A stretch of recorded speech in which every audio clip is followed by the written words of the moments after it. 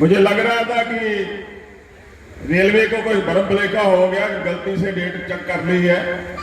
अभी भी वही जोश है जो नारे लगा रहे थे,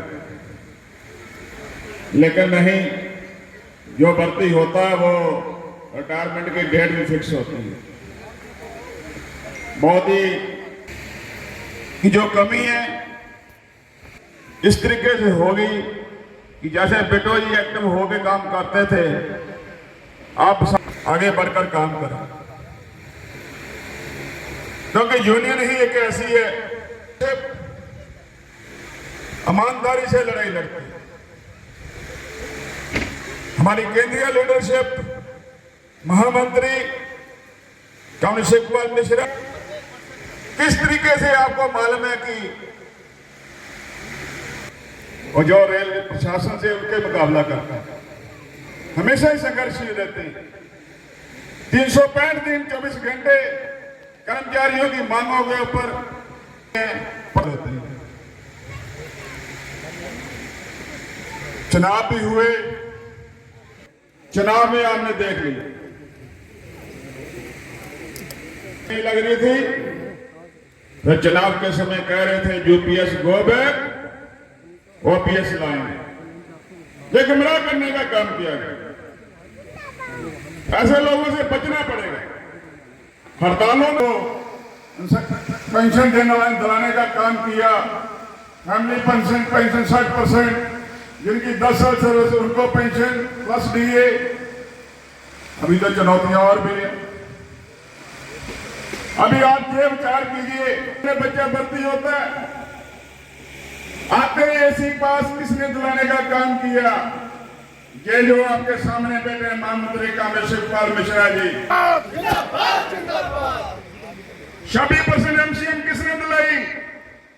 कारखानों में कैसे निचले लेवल तक प्रमोशनें हुई, इसी लीडरशिप ने दिलाने का काम किया। सुधारों को आजकल एमसीएम 10,000 11,000 पेंशन ले रहा है, सेंट्रल रुपये साल का देते थे, वो 11 रुपये ले रहे। झूठ नहीं मारती। इसलिए साथियों, मेरी यही अपील रही, जो लोग गुमराह करते हैं और अपनी एक बार यूनिटी बनानी हो, हमारा एक ही लक्ष्य है कि संगठन को कैसे और मजबूत होती थी। हमेशा एक स्माइलिंग फेस, समस्या को कैसे हल किया जाए ये जानते हैं। ये विद्वता तो जरूर होगी। वो देखता हूँ, उसकी जो है वो एनालिसिस करता हूँ। तो सब दिन जात में एक समान, हर चीज़ जो है वो अपने तरीके से चलती है। इन्होंने जब संघर्ष करते थे लोग, उस जमाने में आगे बढ़ कर के संघर्ष किया और यूनियन में कमिटमेंट रहा, और जितनी लॉयल्टी बिट्टू में थी अच्छी लोगों में देखने में मिलती नहीं।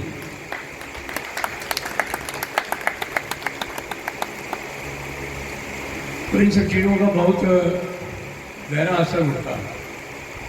वैसे तो मेरे लिए यूनियन ही एक बड़ा परिवार है। आज उनका परिवार भी हमारे बीच में है। मैं उन सबका भी ईश्वर से प्रार्थना करता हूँ अच्छे रहें और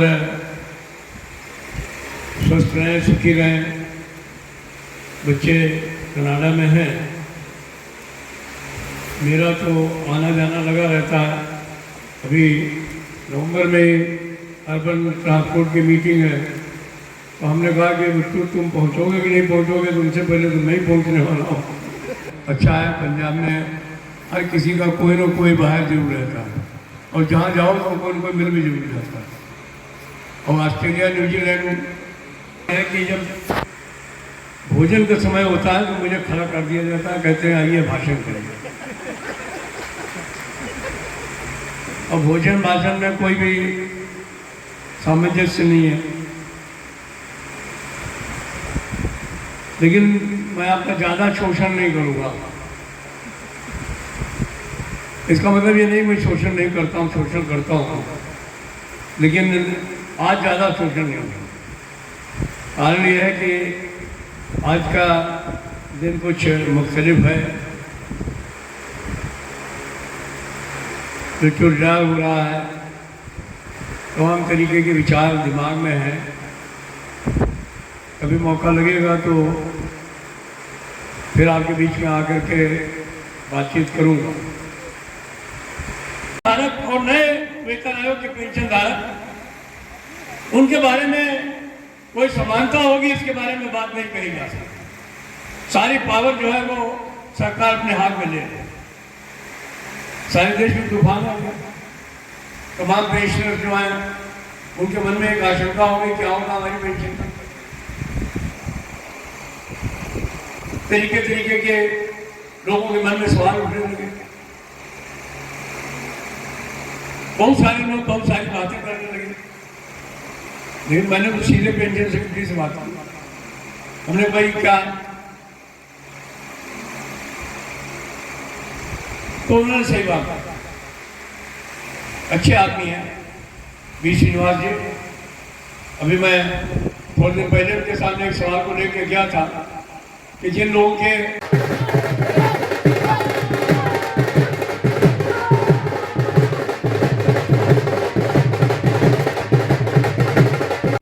देखिए, आज जो जगाधरी आगमन हुआ वो हमारे बहुत पुराने साथी रविंद्र शर्मा बिट्टू का सेवानिवृत्ति का समारोह था, उसमें आने का मौका मिला। जहाँ तक रेलवे का सवाल है, हम पहले भी इस बात को कहते रहे हैं कि हमारे लिए रेलवे पहले है, क्योंकि हमारे लिए देश पहले है। रेलवे के विकास के लिए जो भी हम और हमारे साथियों को करना है वो हम लोग पूरी ताकत से कर रहे हैं, और रेलवे को के सपने को रेलवे कर्मचारी ही पूरा कर सकता है। इसको कोई भी प्राइवेट एंटरप्रेनर या निजी उद्योग या निजी हाथों में पूरा नहीं हो सकता है। तो सबसे पहला काम यही है कि रेलवे में निजीकरण जैसी चीज़ नहीं होनी चाहिए। हमें खुशी है कि हमारे जो रेल मंत्री हैं अश्विनी वैष्णव, वो हमारी बात से सहमत हैं, और उन्होंने बराबर इस बात को कहा है कि जो काम रेल कर्मचारी कर सकता है हम बिल्कुल उसको निजी हाथों में नहीं देंगे, और कोशिश करेंगे कि हम अपने उत्पादन इकाइयों में जो है वो वर्ल्ड क्लास प्रोडक्शन करें, और खाली देश में ही उसका उपयोग नहीं करें, उसको हम निर्यात करने का भी काम करें।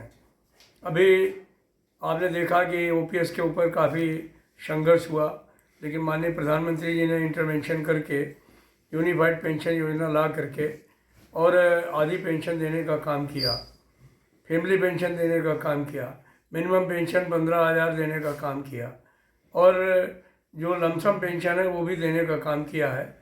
हमारी उम्मीद है कि हम इसको भविष्य में और ठीक कराने का काम करेंगे, और जो सुविधाएं अभी मिली हैं उनसे बेहतर सुविधाएं आने वाले समय में इस स्कीम के अंदर मिलेंगी, ऐसा मुझे पूरी आशा है।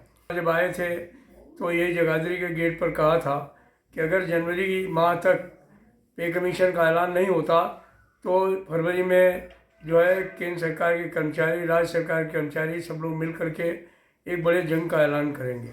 हमें खुशी है कि प्रधानमंत्री जी ने उसको संज्ञान में लिया और पे कमीशन का भी अनाउंसमेंट हुआ। हम अपने जो है वो तमाम सरकारी कर्मचारी जो है वो इनकम टैक्स की छूट की लड़ाई लड़ रहे थे। हमें खुशी है कि इस सरकार ने 12 लाख रुपए जो है वो इनकम टैक्स में छूट देने का काम किया, लेकिन अभी भी बहुत सारी समस्याएं हैं जो कि हमारे तमाम नौजवान साथियों से जुड़ी हुई हैं। पेंशन का मामला तो अपनी जगह तय होने का काम हुआ, लेकिन प्रोन्नतियों का सवाल है, कैडर स्ट्रक्चरिंग का सवाल है, काम के घंटों का सवाल है, उनके रिहाइश का सवाल है, वर्किंग कंडीशन का सवाल है, लिविंग कंडीशन के सवाल हैं। इन सब सवालों को लेकर के हम लोग अभी भी अपना संघर्ष जारी रख रहे हैं। तो 100 स्टेशन अमृत भारत स्टेशन में बनने का काम हुआ है, जो कि कंप्लीशन की तरफ बढ़ रहे हैं। अभी सरकार ने जो नई बजट है उनके अंदर और भी स्टेशन लेने का काम किया है, तो स्टेशनों का सौंदर्यीकरण भी हो रहा है, नई गाड़ियां भी आ रही हैं, वंदे भारत आई है, अमृत भारत आ रही है। तो एक प्रयास हो रहा है कि ये नई स्पीड से भी गाड़ियां चलें और जो स्टेशंस हैं वो भी सुंदर दिखाई पड़े। देखिए, स्टाफ का अभाव तो है, लेकिन ऐसा नहीं कि वो गाड़ियाँ चलाई नहीं जा सकती। बात तो यह है कि रेल बोर्ड कह रहा है कि नहीं, हमने सारी गाड़ियाँ बाहर कर दी है, लेकिन करीब 10% पैसेंजर ट्रेन अभी भी नहीं चल रही हैं जो कोरोना काल में बंद हुई थी। मुझे आशा है कि बहुत जल्दी रेल मंत्रालय उनको चलाने का काम करेगा और इस दिशा में रेल मंत्रालय प्रयास भी कर रहा है। मुझे लगता है कि भारत के प्रधानमंत्री का जो देश के विकास का सपना है वो रेल के पहियों के ऊपर ही है या रेलवे के से होकर के ही जाता है।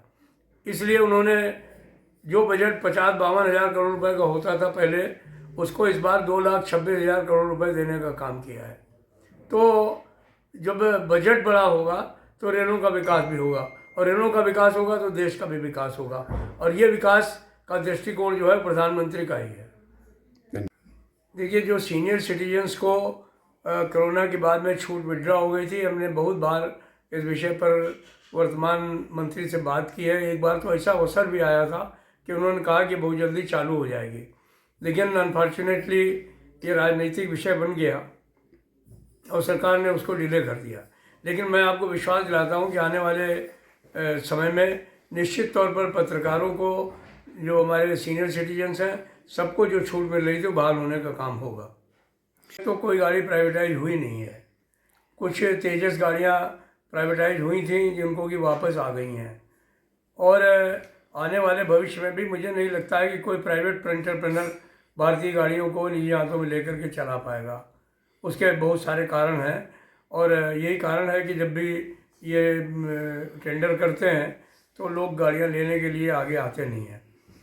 बाकी हम लोग इस बात का पूरे तौर पर विरोध करते हैं कि ये गाड़ियां निजी हाथों में नहीं जानी चाहिए। सरकार गाड़ियों को चलाने में सक्षम है, हमारे कर्मचारी उन गाड़ियों को चलाने में सक्षम है, तो इसलिए हम इसको निजी हाथों में जाने नहीं देना चाहते। हाँ, निजी लोग अगर गाड़ियाँ चलाना चाहते हैं तो पहले वो अपनी पटरी बिछाएं, अपने इंजन लाएं, अपने कोचेज लाएं, और उसके बाद में वो हमारे से कंपटीशन करें, तो उसके लिए हम तैयार हैं। एक यमुनानगर बात जो हुई है, सरकार की महत्वाकांक्षी योजना की है, जिनको अभी तक इस पर काम शुरू नहीं है। अगर वो काम शुरू होता है ना, बहुत गांव आएंगे, हो जाएगा उसका ऐसा भी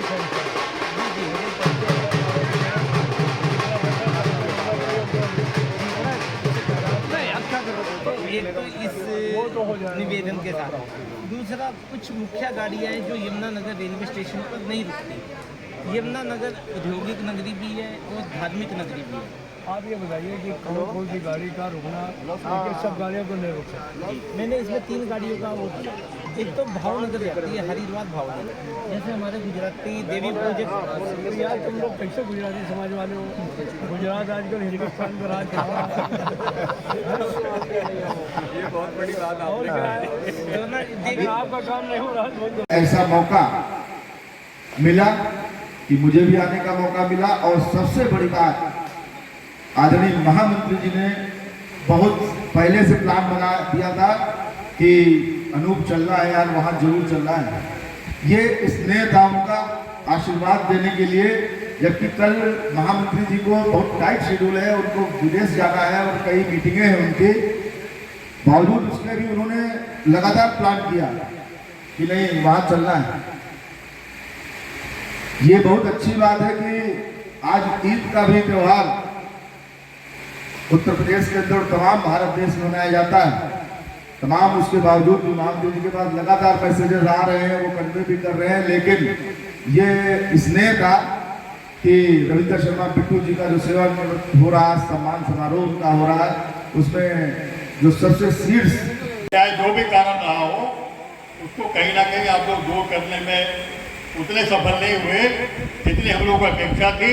और जब मिश्रा जी यहाँ से गए थे चुनाव से पहले सभा करके, इनको बहुत आशा थी, उन्होंने मुझसे कहा था कि इतनी बड़ी मीटिंग मैंने जगाधरी में कभी नहीं देखी थी, इतनी मीटिंग मैं वहाँ कर करके आया, लेकिन जो परिणाम था वो उसके अनुकूल नहीं आया। इस बात का मुझे भी बहुत अफसोस, और इस बात की कोई ये ऊपर ऊपर चर्चा करने कुछ होने वाला नहीं, गंभीरता से सोचने का विषय है। आने वाले टाइम में 60 से 70% से ज़्यादा लोग नए आ गए हैं रेलवे के अंदर। और एक बात को बहुत ध्यान से समझ लीजिए, कारखानों के ऊपर सबसे ज़्यादा खतरा मंडरा रहा, सबसे ज़्यादा खतरा मंडरा रहा। आज आप देखिए जगाधरी वर्कशॉप में टेंशन स्ट्रेंथ को और ऑर्डर स्ट्रेंथ को निकाल कर देखिए। काम बढ़ रहा है, आदमी क्या हो रहा है, बढ़ रहा है, घट रहा है, घट रहा है ना। पूरी नियत है सरकार की कि कारखानों को धीरे धीरे धीरे धीरे करके बर्बाद कर दिया जाए, जीरो पे लाया जाए। इसलिए मैं आप तमाम साथियों से बहुत गंभीरतापूर्वक बात कहना चाहता हूं, अगर कारखानों को बचाना, अगर कारखानों की उन्नति करनी है, अगर रेल को इसी स्वरूप में रखना है तो जोरदार तरीके से अपने संगठन को मजबूत करिए, सारे भेदभाव भुला करके मजबूत करिए।